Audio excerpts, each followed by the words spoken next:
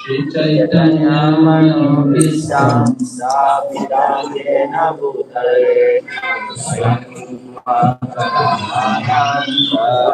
Swampadantikam Vandeham Shri Guru Shri Yatapadahamam Shri Guru Vaishnavascha Shri Rupam Sahaja Sahagana Raghunatam Sajivam Sadvaitam Savadutam Parajanasahitam Krishna Chaitanya Devam Shri Radha Krishna Padam Sahagana Lalita Shri Vishakamitascha He Krishna Varnasilo Jnanavando Jagapati Gopiya Gopiya Kanta Radha Kanta Namaste Kanta Kanchana Gauranga Radhe Vrindavaneshwari Vrishabhanusute Devi Pranamahami Hari Priye Vanchakalpatarubhyasya Kripasinubhya evacha Pariksana Pavanebhyo Vaishnavabhyo Namo Namah Jai Shri Krishna Chaitanya Prabhu Nityananda Shri Advaita Gadadara Shivasari Gaura Bhakta Hare Krishna Krishna Krishna Hare Hare Hare Rama Rama Rama Hare Hare.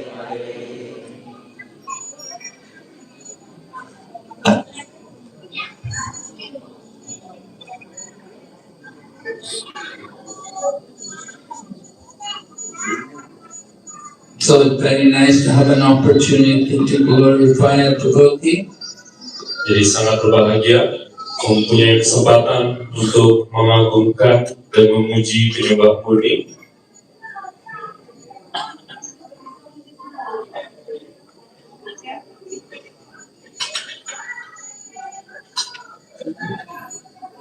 Of course, Bhakti Raghava Swami is my god brother. We're both disciples of Srila Prabhupada. Jadi Swami Bhakti Raghava Swami adalah saudara Guru Maharaj yang adalah murid dari Srila Prabhupada.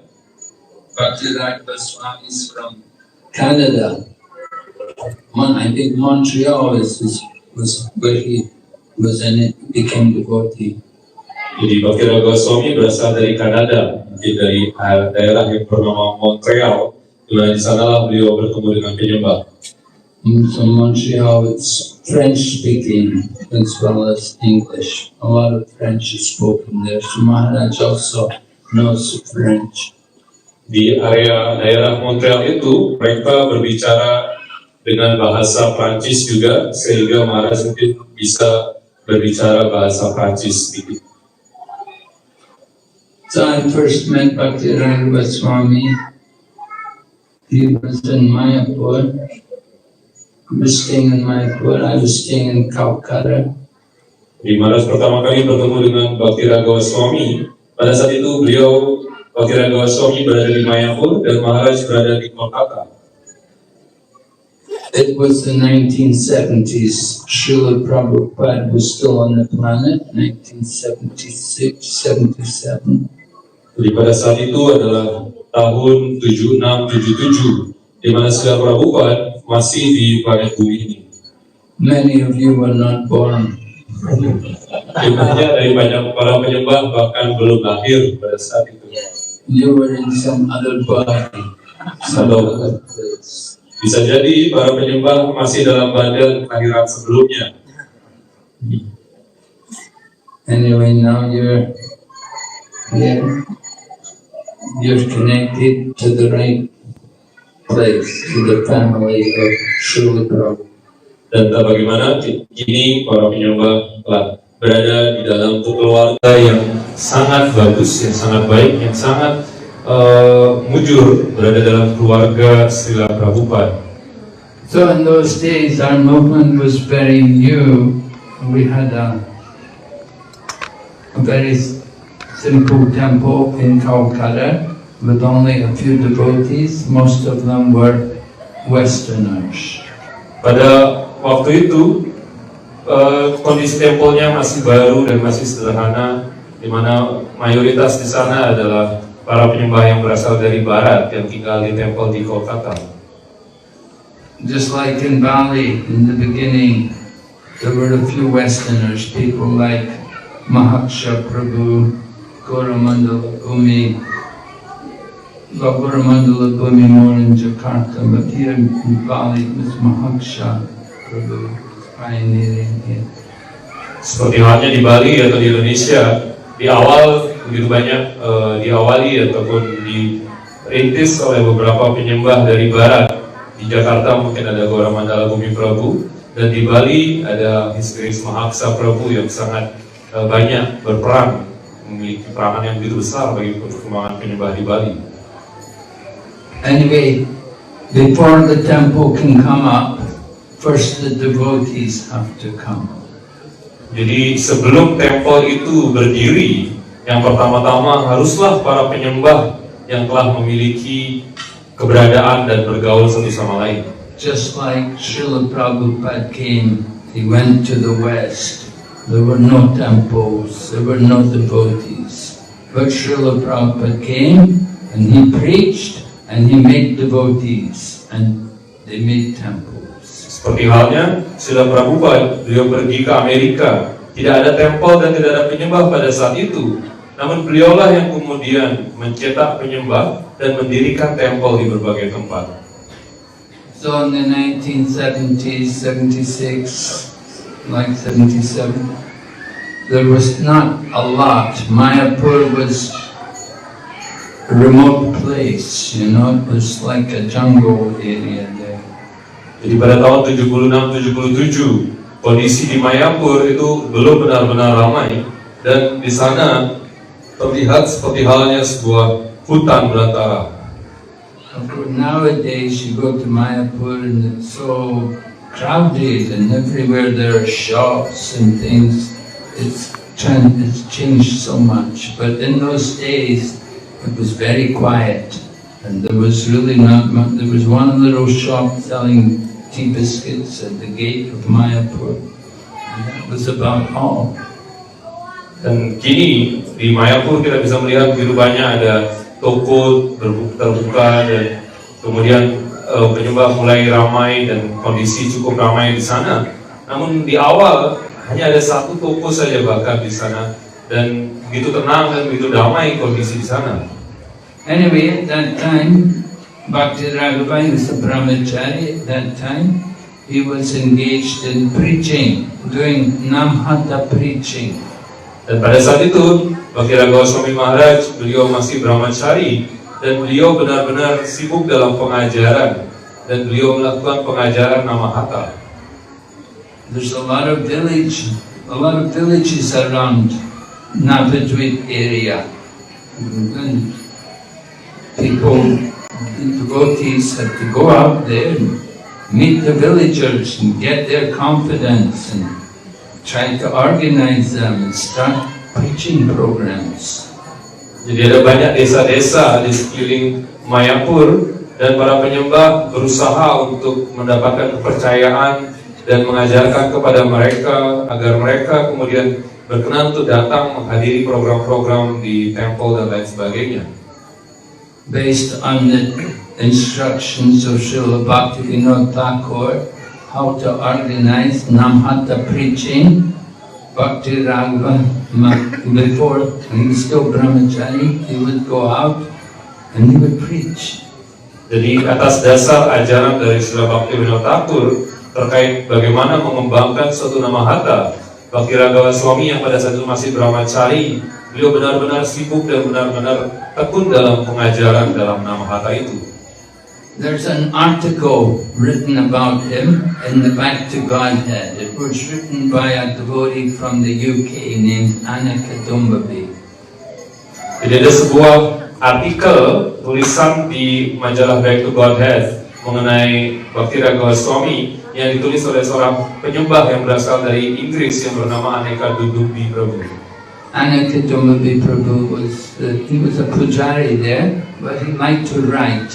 And he wrote this article about Bhakti Raghava. Jadi Anekadamavi Prabhu ini adalah seorang pujari, namun beliau sangat senang menulis, sehingga beliau kemudian menuliskan sebuah artikel tentang His Bhakti Raghava Swami. It was called The Lame Can Cross Mountains. Dan artikel ini berjudul Seorang yang lumpuh bisa mengarungi lautan. You may like to research the files on the database. You know, they have all the Back to Godhead magazines, so you can do a search on it and find the article there. Mungkin kita bisa mencoba melakukan riset, mencari artikel itu di database, karena di sana terdapat kompilasi semua artikel yang dicetak di majalah Back to Godhead. Bhakti Raghava had come to Krishna consciousness, and his body, his material body, was not 100% healthy.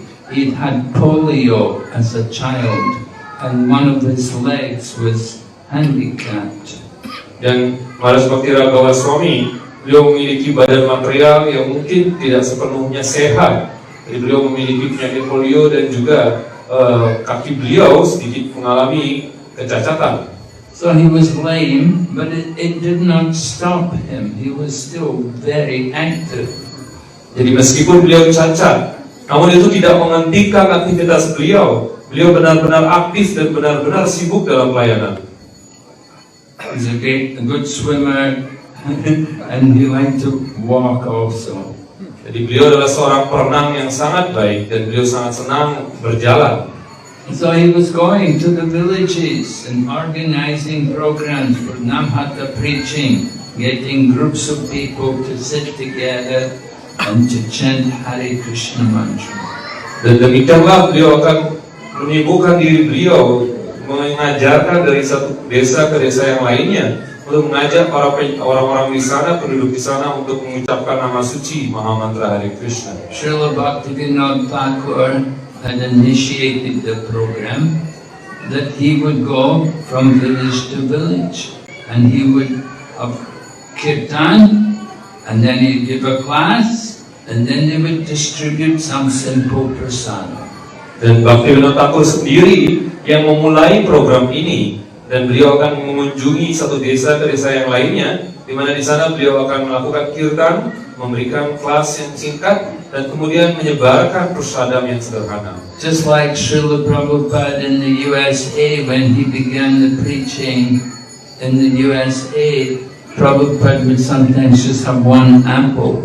He would cut the apple into pieces and give everyone a piece of apple.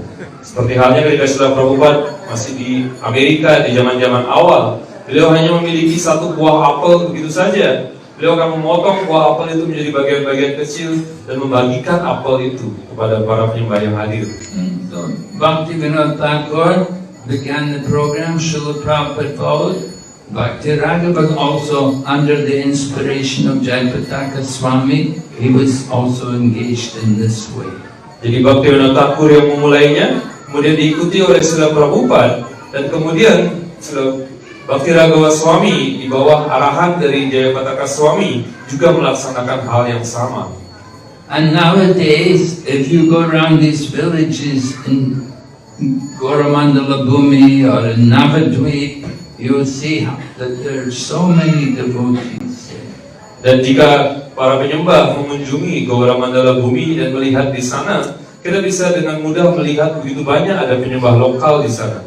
Every year we go on the Navadvip Parikrama, and we go through the different villages there in Navadvip, and the people all come out to greet us. Dan setiap tahunnya para penyembah dari seluruh dunia melakukan Navadvip Mandal Parikrama, dan para penduduk desa senantiasa menyambut para penyembah yang melakukan parikrama, dan benar-benar berbahagia melihat adanya penyembah yang melakukan parikrama itu. They welcome us, they give us even honor when we come there.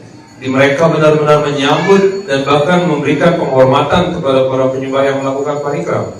But in the beginning, it was not easy. We were very new and we were foreigners.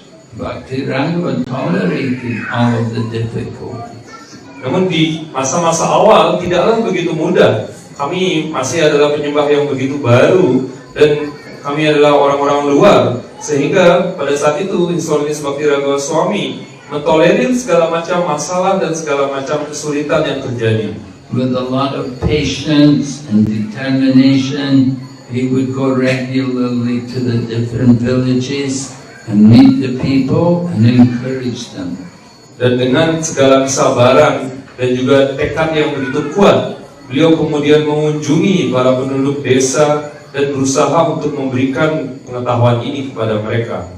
But then it happened that in Mayapur, because it was the remote place and there was not any real security there, some dacoits, some gang of thieves came there. And they wanted to steal the deities.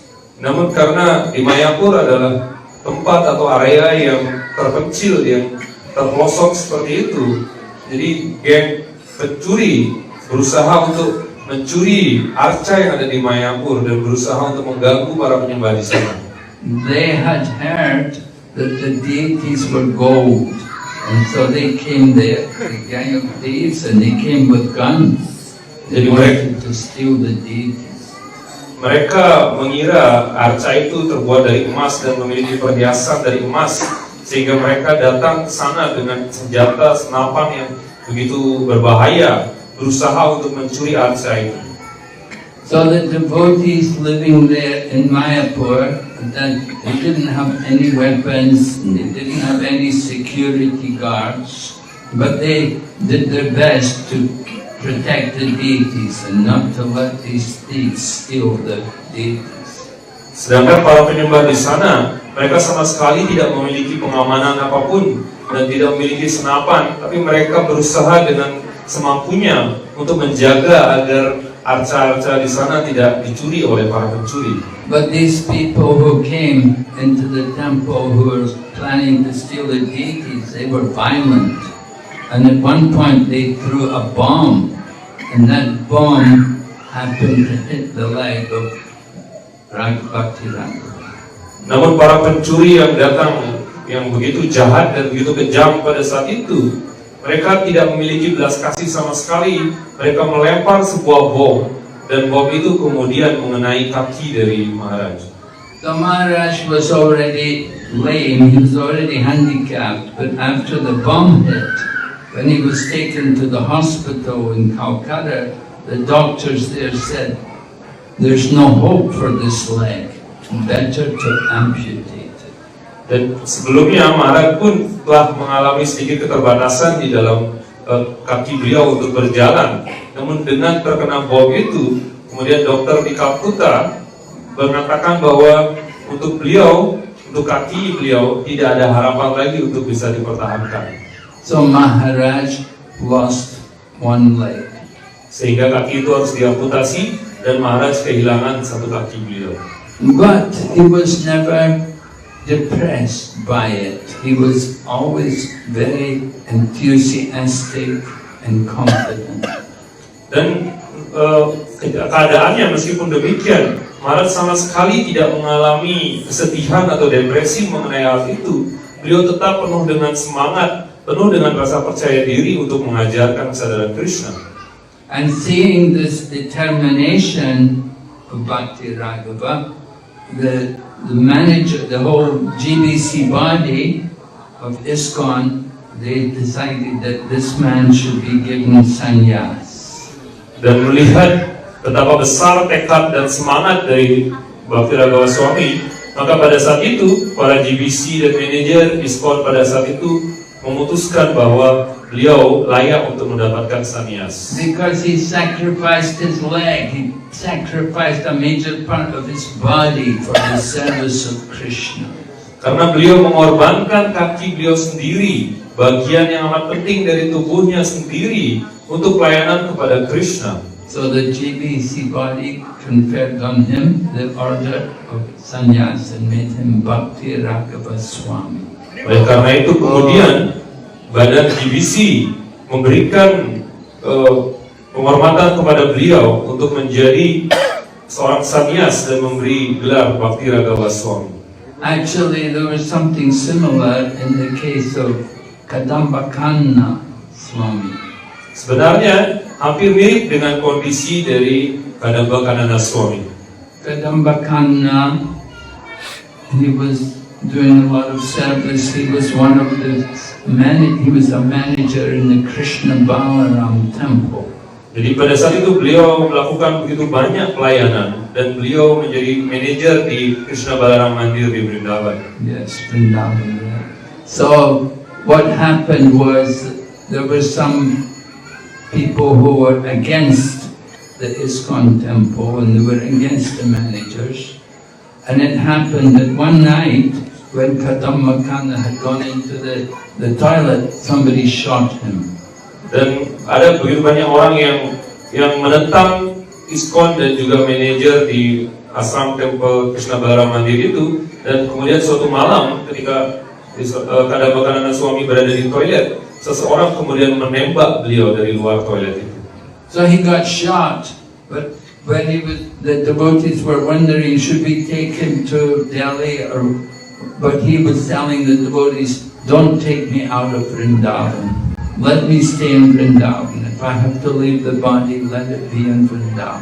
Jadi beliau tertembak dengan begitu parahnya, namun para penyembah mengalami kebingungan apakah beliau harus dibawa ke Delhi. Namun Insulis Kadambakanana Swami pada saat itu menolaknya.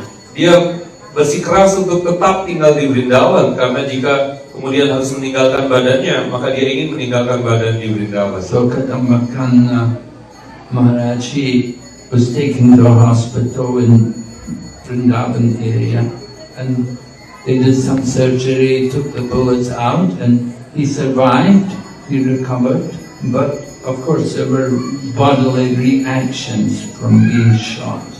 Dan kemudian para penyembah membawa pada saat itu Kadambakanana Swami ke rumah sakit di Vrindavan, kemudian melakukan operasi untuk mengeluarkan peluru dari badannya, namun tetap ada reaksi di badannya akibat penembakan tersebut. And a few years ago, he departed from the world in Vrindavan. Dan beberapa tahun yang lalu beliau kemudian meninggalkan badan beliau, meninggalkan bumi ini tepat di Vrindavan. Fortunately, Bhakti Raghava Swami has managed to remain with us, and he's in good health. And I think now is his 80th Vyasa Puja. Dan kita masih sangat beruntung, jadi Bhakti Raghawa Swami masih berada di dunia ini memberikan pergaulan kepada kita, masih dalam kondisi sehat, dan beliau mungkin kini berusia 80 tahun. And he continues to be a very active preacher. Dan beliau melanjutkan untuk menjadi seorang pengajar yang sangat aktif dan bersemangat. He had come from Canada to Bengal. He was preaching in the villages around Mayapur. Jadi beliau telah datang dari Kanada, kemudian menuju Bengal dan mengajarkan di desa-desa di sekitar Mayapur. But then, after taking sannyas, he moved to South India and he was preaching in South India. Namun ketika beliau setelah mendapatkan sannyas itu, beliau kemudian melakukan pengajaran di India bagian selatan. And he developed a lot of devotees also down there in South India. Dan beliau mengembangkan banyak penyembah pengajaran di sana dan mencetak banyak penyembah. But Maharaj had a special interest in preaching in the villages. Namun Maharaj memiliki ketertarikan untuk mengajarkan di pedesaan. And he liked very much to encourage people in simple living and high thinking. Dan beliau sangat senang mengarahkan orang-orang untuk menjadi seseorang yang memiliki kehidupan yang sederhana, namun dengan pemikiran yang sangat maju dan sangat tinggi. He is so much fond of simple living that he came to Malaysia and he told his disciples there in Malaysia that I will only eat what you have grown. Dan beliau benar-benar masuk ke dalam proses dalam perkebunan dan lain sejenisnya. di mana beliau berkata kepada para muridnya di Malaysia bahwa saya hanya akan makan makanan-makanan yang dihasilkan oleh kebun yang dimiliki oleh para penyembah. He didn't like people running to the supermarket to buy their vegetables and these kind of things. Jadi beliau tidak senang melihat para penyembah mengunjungi supermarket untuk membeli bahan-bahan makanan di sana. He liked to see devotees becoming self-sufficient and producing their own needs. Beliau senang melihat para penyembah mampu menghasilkan sendiri apa yang mereka butuhkan. And this is very much in Srila Prabhupada's preaching. Dan ini juga sangat cocok dengan apa yang diajarkan oleh Srila Prabhupada. Prabhupada liked so much to see the devotees grow their own food and produce their own needs. Jadi Srila Prabhupada sangat senang melihat para penyembah menanam apa yang mereka butuhkan dan menghasilkan apa yang benar-benar mereka butuhkan. Srila Prabhupada said many times, this modern world will be a failure. It cannot last. Srila Prabhupada berulang kali menekankan bahwa kehidupan modern ini suatu saat akan mengalami kegagalan dan ini tidak akan berlangsung lama. We see Bali in the last few recent times, it developed a lot of foreign people coming, building villas and so on here. Kita melihat di Bali beberapa tahun belakangan ini benar-benar berkembang dengan begitu pesatnya. Begitu banyak orang-orang asing datang ke Bali, kemudian membangun villa dan tinggal di Bali, melakukan bisnis di Bali. You know, when Maharsha came here 50 years ago, it was not like that. You know, it was much more basic and simple. Dan pada saat Mahaksha Prabhu datang ke sini 50 tahun yang lalu, sepenuhnya berbeda, benar-benar sederhana dan hanya hidup secara mendasar dalam kehidupannya. Yesterday they took us to see the nature park where the big Garuda statue is. Jadi kemarin Maharaj berkesempatan untuk melihat kebun dan tempat yang dikenal sebagai Garuda Wisnu Kencana, di mana ada patung Garuda Wisnu yang begitu besar. So I was told that, you know, before that nature park came up, nobody wanted to live there. That 50 years ago, they were giving the land away free. Nobody wanted it because it's just limestone. It's not very good for farming. Maharaj mendapatkan informasi bahwa dulunya 50 tahun yang lalu di tempat di sekitar sana tidak seorang pun ingin tinggal di sana. Mereka membagikan daerah itu, tanah-tanah di sana dengan gratis pun juga tidak ada orang yang mau mengambilnya. Itu zaman dulu dan sekarang tentunya berbeda. But now it's become very expensive property. Dan kini benar-benar menjadi aset properti tanah yang begitu mahal. So that's the nature of the material world. You know, it does not last for any long time. Dan itulah sifat dari dunia material yang tidak akan bertahan dalam waktu yang lama. And we have to learn to live without depending on industrial developments. Dan kita hendaknya belajar untuk bisa hidup tanpa bergantung pada kemajuan industri. Srila Prabhupada told devotees, he said, you should also learn how to make your own paper. Srila Prabhupada bahkan mengajarkan kepada penyembahnya, kalian bahkan harus berusaha untuk belajar bagaimana cara membuat kertas untuk kalian sendiri. He said in the future you may not be able to get paper to print books, and you need to print the books to give the philosophy, so you may have to learn to make your own paper. Jadi di masa depan mungkin tidak akan ada kertas yang tersedia. Jadi kalau tidak ada kertas, bagaimana kita bisa mencetak buku untuk bisa disebarkan? Oleh karena itu kalian harus belajar cara untuk menghasilkan kertas. So Srila Prabhupada saw that this dependence on big factories and industrialization, that this is not very good for spiritual life. Dan Srila Prabhupada melihat adanya kondisi di mana ketergantungan akan industri dan juga akan hasil-hasil pabrik itu begitu besar, dan ini bukanlah suatu hal yang baik untuk kemajuan spiritual. We use these things, but with reluctance. It's not like we're depending on them. Jadi kita memanfaatkan hal-hal ini, tapi bukan berarti kita sepenuhnya bergantung dan sepenuhnya hanya mengharapkan hal-hal ini. So Bhakti Raghava Swami Maharaj, he liked very much to see villages, to see nice villages developed where people live together as a spiritual community.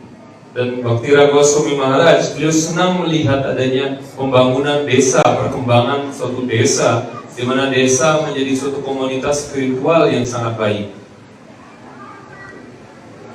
Living in a village, but not having supermarkets and not depending on motorbikes and cars all the time, but living naturally and depending on nature.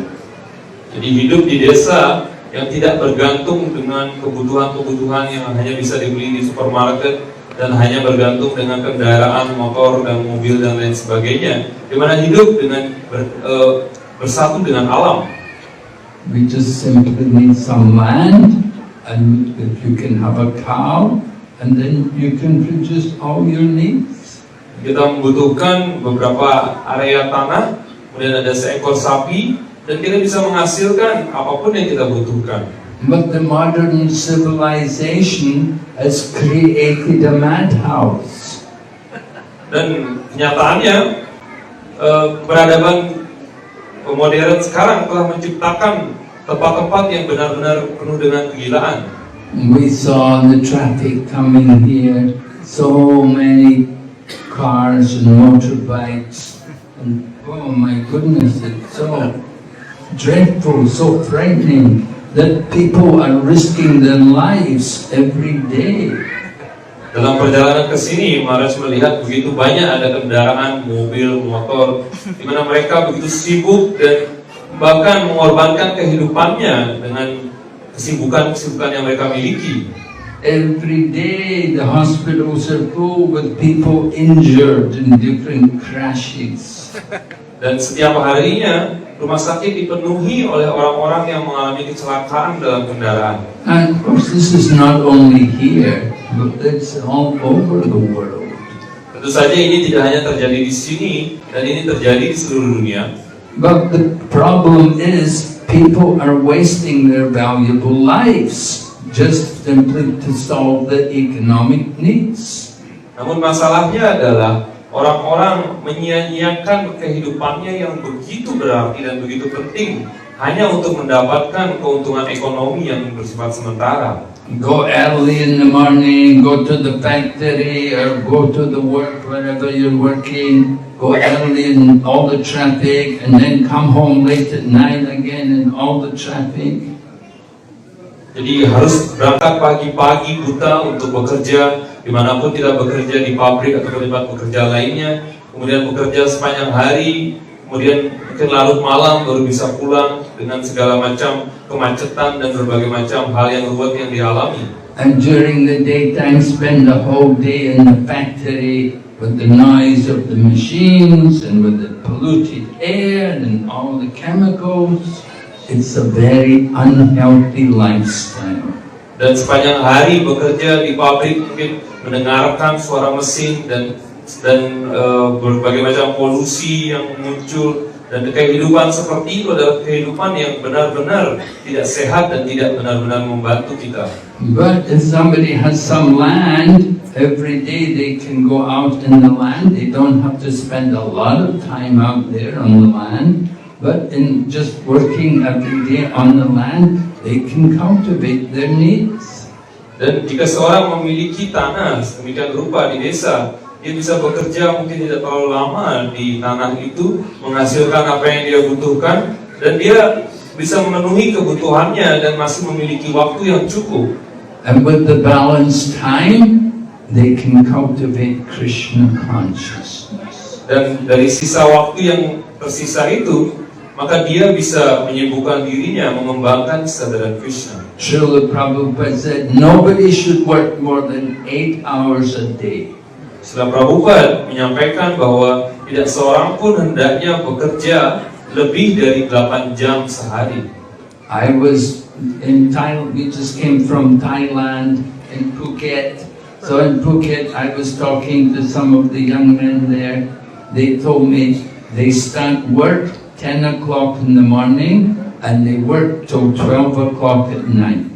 Dan baru saja Maharaj balik dari Phuket di Thailand, dan di sana seorang menyampaikan kepada Maharaj bahwa dia harus bekerja mulai dari jam 10 pagi dan baru selesai bekerja jam 12 malam.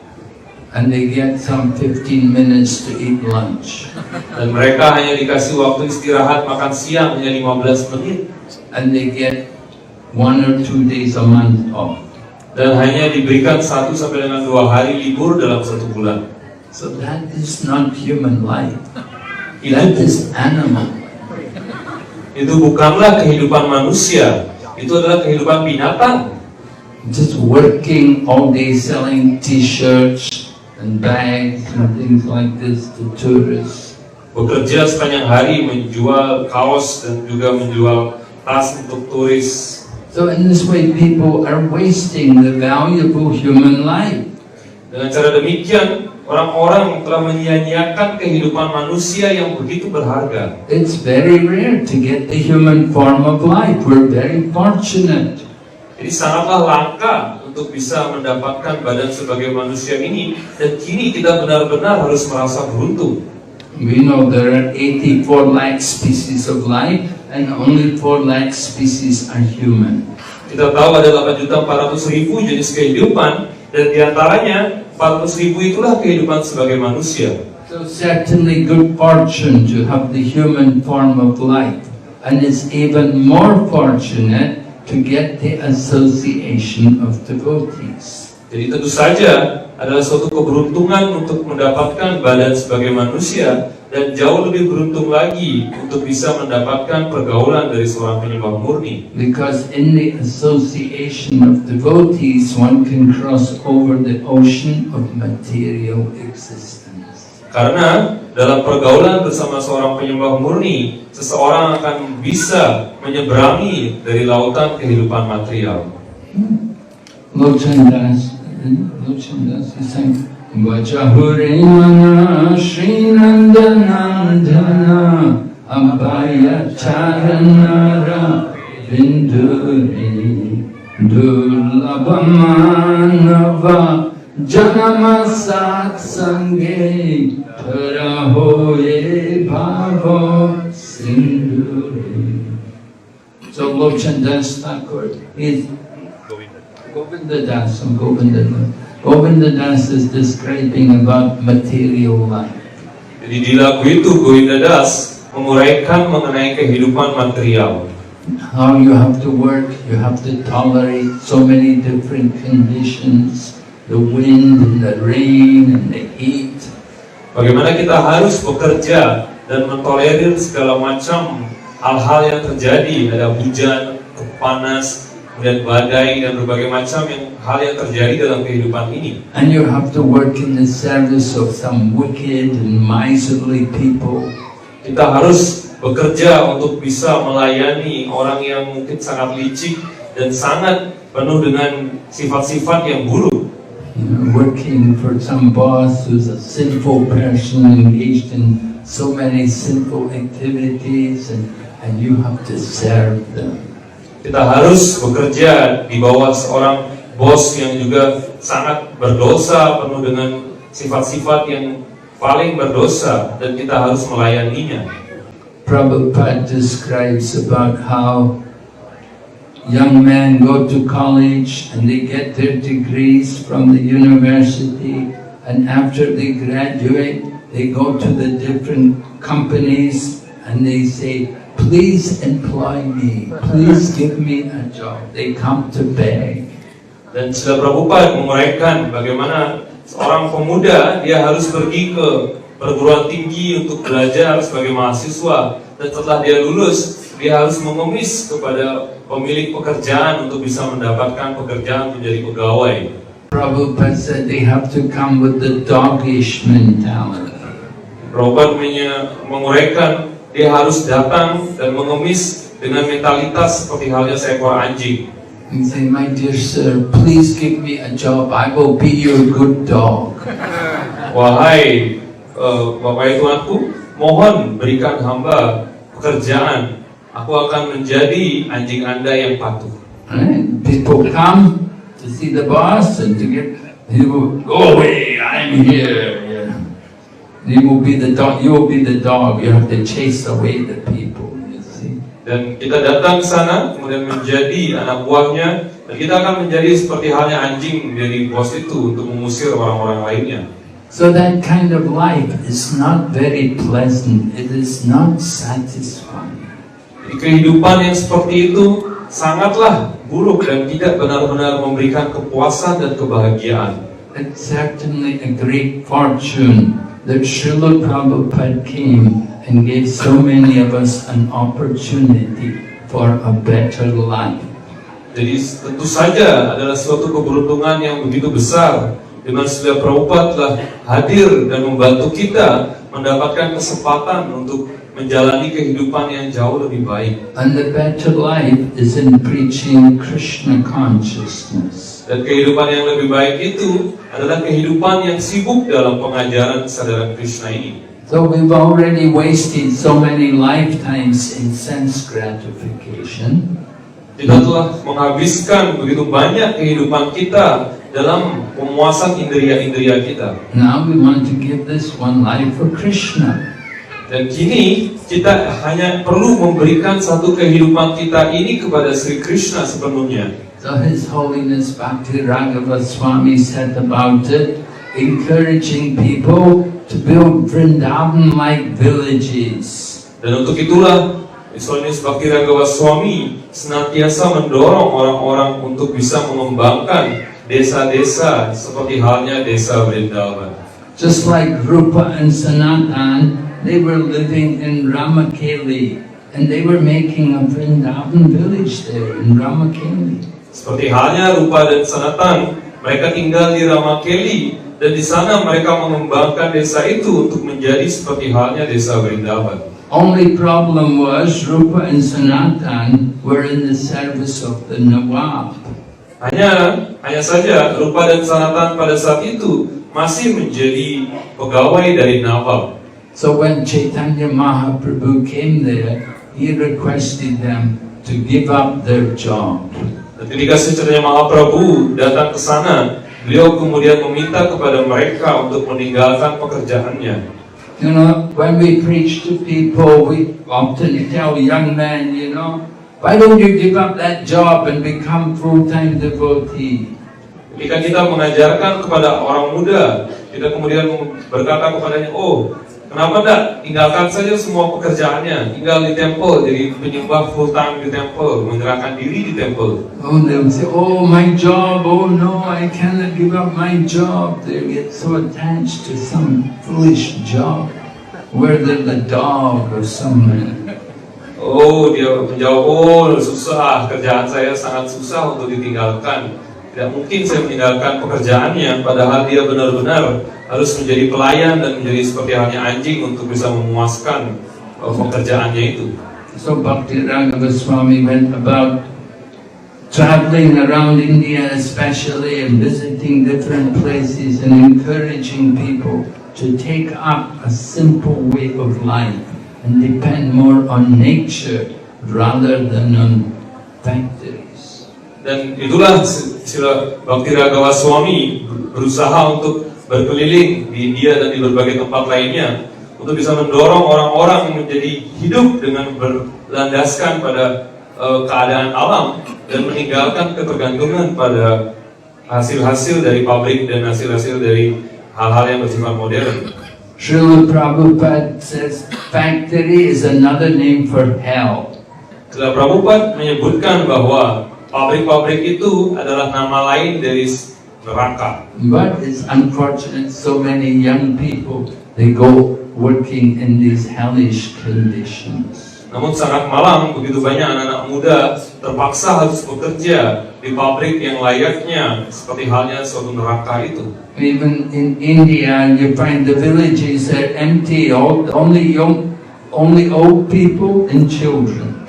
Dan di India pun ketika kita datang ke pedesaan, umumnya di sana hampir kosong, sisanya hanya orang-orang tua dan anak-anak kecil saja. Where did all the people go? Oh, they've all gone to Delhi, they've gone to Calcutta, they've gone to the big city. Kemana anak-anak muda pergi dari desa-desa itu? Mereka semua pergi ke kota-kota besar, ke Delhi, ke Kolkata untuk bisa mendapatkan pekerjaan di kota besar. They are thinking they'll have a better life there. Dan mereka berpikir bahwa mereka akan bisa mendapatkan hidup yang lebih baik dengan pergi ke kota. So that is illusion, that is a big mistake. Dan itu adalah suatu ilusi, itu adalah suatu kesalahan yang besar. And Bhakti Raghava Swami was convinced about this, and he's been preaching about this and writing about this.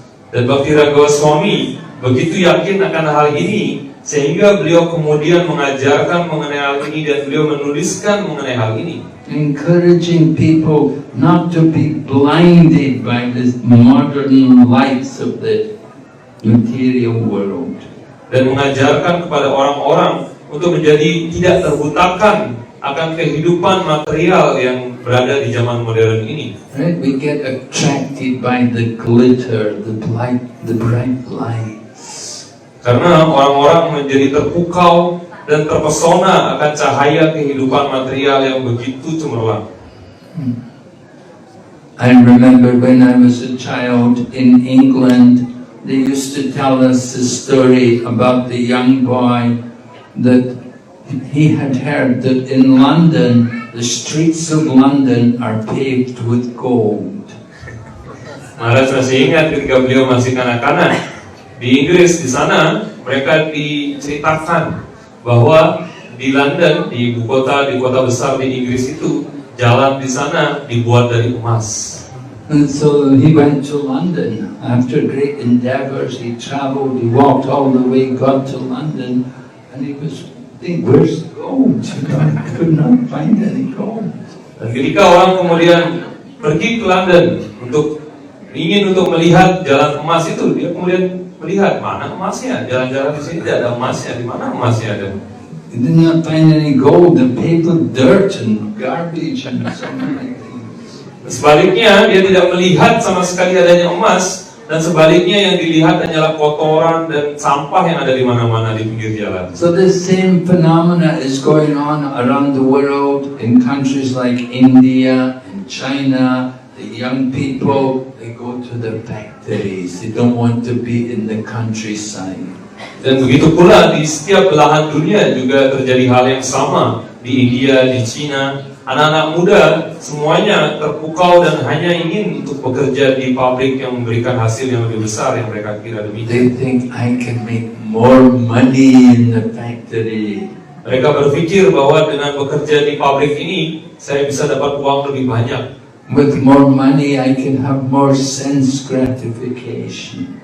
Dengan uang yang lebih banyak saya akan bisa menikmati indera-indera kita, indera saya dengan lebih baik lagi. And with more sense gratification, they can be sure of a hellish destination.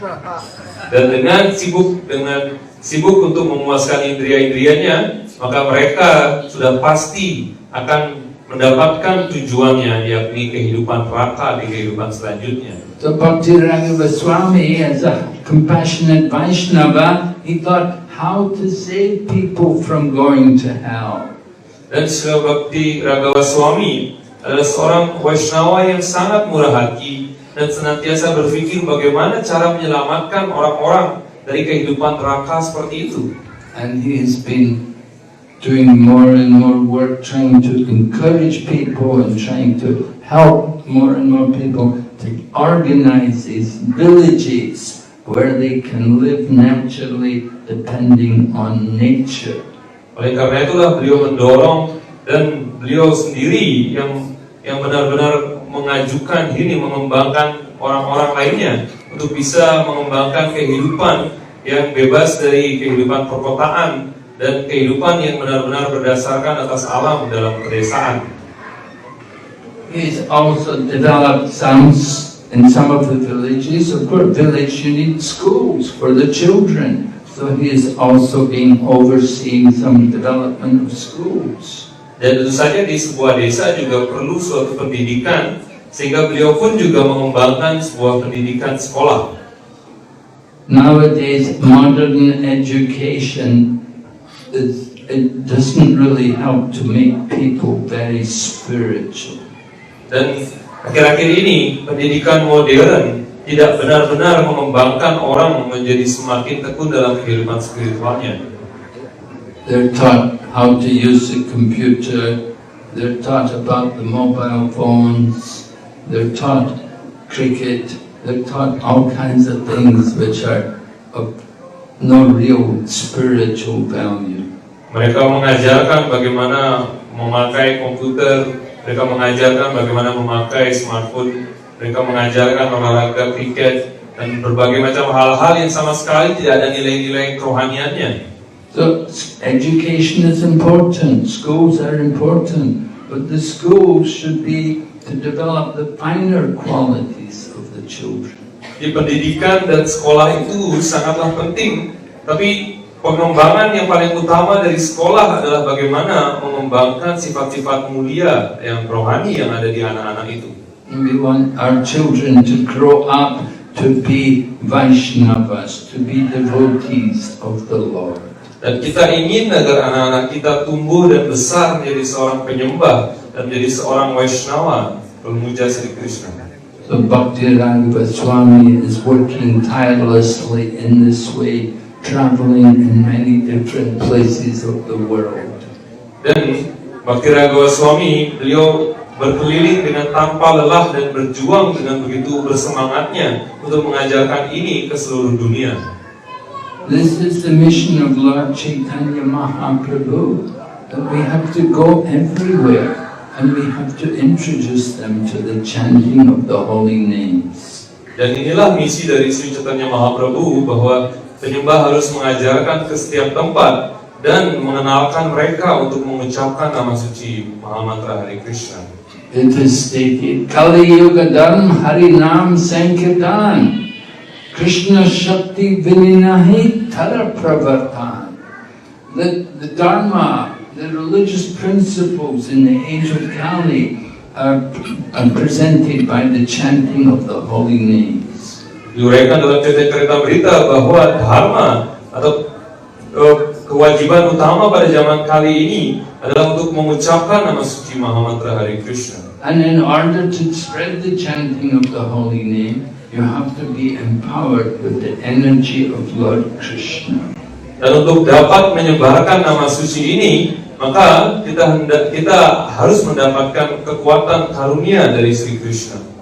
Srila Prabhupada told us, you can judge how successful your preaching is by how many people become devotees.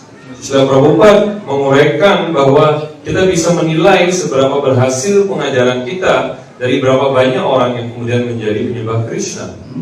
Devotee should be like a touchstone. He should give Krishna consciousness to others and they will also become devotees. Jadi seorang penyembah hendaknya menjadi seperti halnya batu cintamani yang bisa menghasilkan dengan menyentuhkan hal itu, menyentuhkan batu itu, menjadikan mereka juga penyembah yang lainnya. Srila Prabhupada would ask devotees, how many books have you distributed? Srila Prabhupada akan menanyakan kepada para penyembah, berapa banyak buku yang telah disebarkan? How many devotees have you made? Berapa banyak penyembah yang telah dicetak? How many properties have you acquired? Berapa banyak properti yang telah diperoleh? He wanted results. He wanted to see what are your results of your preaching. Jadi beliau benar-benar ingin melihat adanya hasil. Beliau ingin mengetahui bagaimana hasil yang bisa diperoleh dari kegiatan itu. So Bhaktiranga Swami has some impressive results. If you go around India and different places, you will see different areas where he's cultivated communities, where he's made villages, where he's brought Krishna consciousness to many people. Dan Bhaktiraga Goswami telah mendapatkan hasil yang sangat impresif, yang sangat mengesankan. Kita bisa melihat begitu banyak tempat yang beliau telah kembangkan, begitu banyak orang yang telah beliau ajarkan, dan hasil beliau benar-benar jauh begitu luar biasa. So I think he's certainly a very dear servant of Srila Prabhupada. He's done some wonderful preaching and he's got some wonderful results. Dan untuk itulah tentu saja beliau adalah salah seorang murid yang sangat dicintai oleh Srila Prabhupada, karena beliau telah mengajarkan dengan begitu luar biasanya, dan beliau telah menghasilkan suatu hasil yang juga sangat jelas dan sangat besar. And many of you, of course, Bhakti Raghava, he was coming here in Bali for a long time. I remember when I first came and I was in Punjab, they told me how Bhakti Raghava Swami is coming in Bali. Dan Bhaktiraga Goswami telah datang ke Bali dan mengajarkan dalam waktu yang cukup lama. Dan Maharaj pun ketika beliau pertama kali datang ke Indonesia ke Puncak, telah diinformasikan bahwa Bhaktiraga Goswami mengajarkan juga di Indonesia pada saat itu. And Coromandala Bhumi always liked Bhakti Raghava Swami. He was very comfortable with Bhakti Raghava Swami. He's very easy to work with. He's very pleasant and very sociable. Jadi Coromandala Bhumi Prabhu senang bekerja dengan Bhaktiraga Goswami, jadi sangat mudah bekerja sama dengan beliau dan berkomunikasi dan bisa menghasilkan bersama dengan Bhaktiraga Goswami. So I'm very fortunate I can speak a few words in his praise today. Dan Maharaj merasa sangat beruntung bisa menyampaikan keagungan dari Bhaktiraga Goswami pada hari yang sangat mulia ini. Advaita Acharya used to put on a big festival for his spiritual master.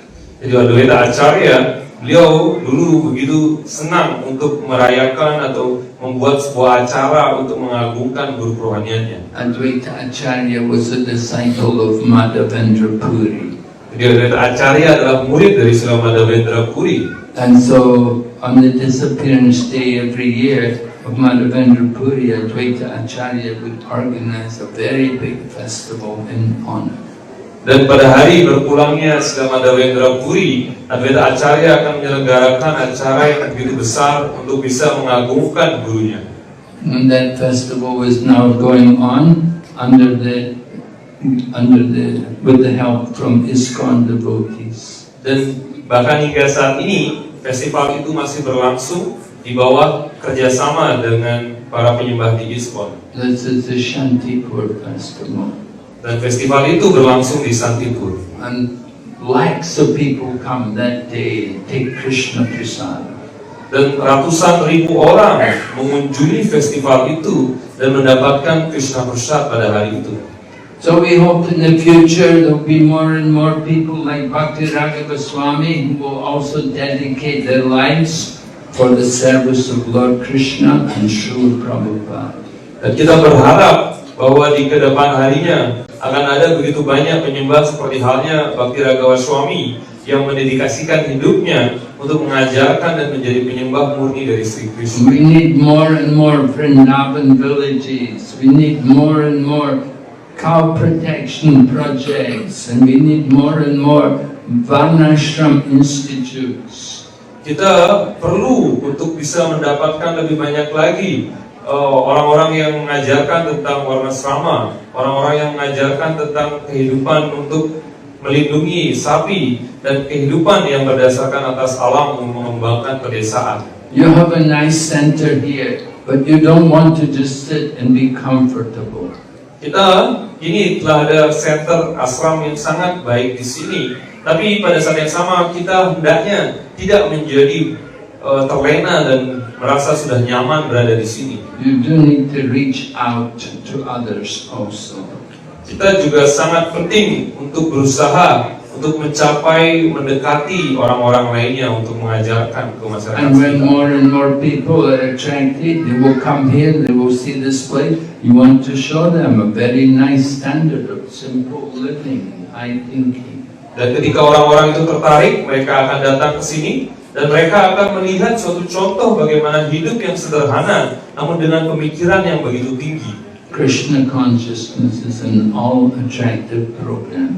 Jadi kesadaran Krishna ini adalah suatu program yang sangat menarik, yang maha menarik. So everyone can do some service for Krishna. Jadi setiap orang bisa melakukan suatu pelayanan kepada Sri Krishna. And you may be handicapped. You can see how Bhakti Raghava, it was not a problem for him. He's still traveling everywhere, distributing the holy name. Jadi mungkin saja seseorang mempunyai keterbatasan, tapi kita bisa mencontoh bagaimana Bhakti Raghawa Swami dengan segala kondisinya, beliau masih berkeliling dan mengajarkan keagungan nama suci kepada orang-orang di seluruh dunia. Thank you very much. Hare Krishna. So this Bhaktivedanta Siddhanta Srila Maharaj Ji.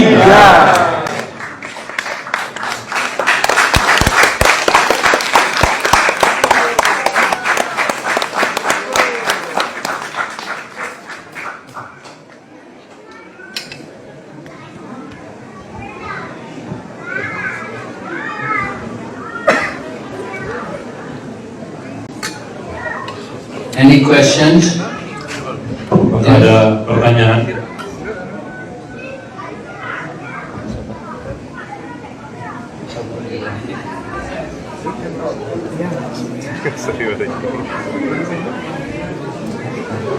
Ya, silakan.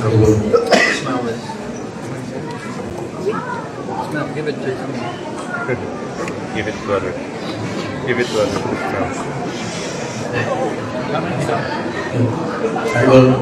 Ya, silakan. Senang Maharaj. Mohon doa restu Guru Maharaj. Saya murid Raghawa Swami. Saya punya anak 8. Saya secara material tidak punya tempat tinggal dan anak-anak saya tidak ada sekolah dan saya hidup tanpa rekening air, listrik, paket tidak pakai.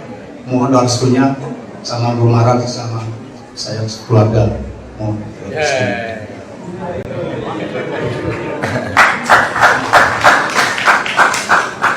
So he's asking for blessing. He has 8 child and he has no permanent place to stay and he has no electrical bills, water bills and these kind of bills. So he asks your blessing so him and his family can become a good devotee, Krishna conscious devotee, Krishna conscious family.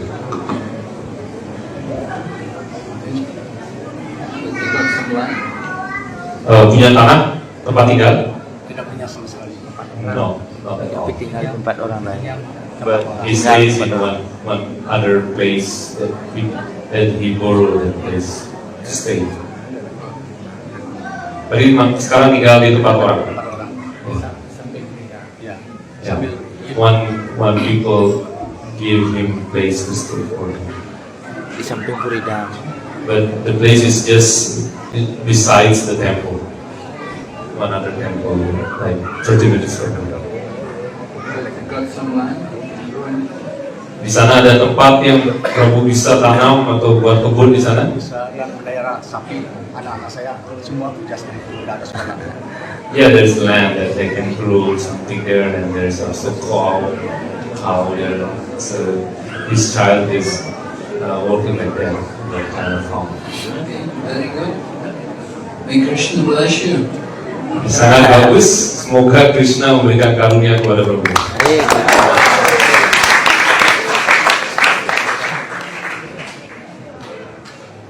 We live by the grace of Krishna. Jadi kita hanya bisa bertahan hidup hanya atas karunia Sri Krishna. It was very nice. You're also living by the grace of Krishna.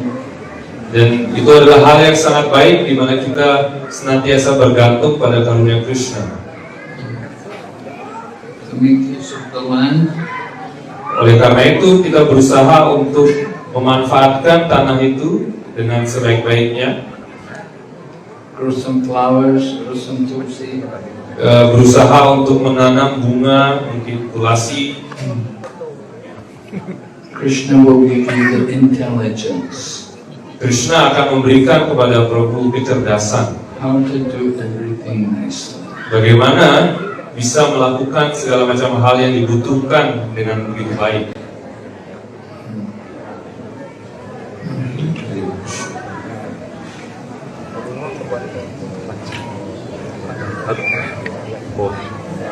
Is there any more question?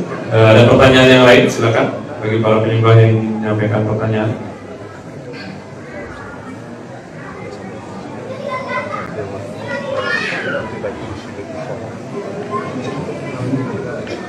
Do you understand? The temple, the 5%. Special prasad. There any special prasad sometimes? Or the temple is the 5%. Maharaj will distribute.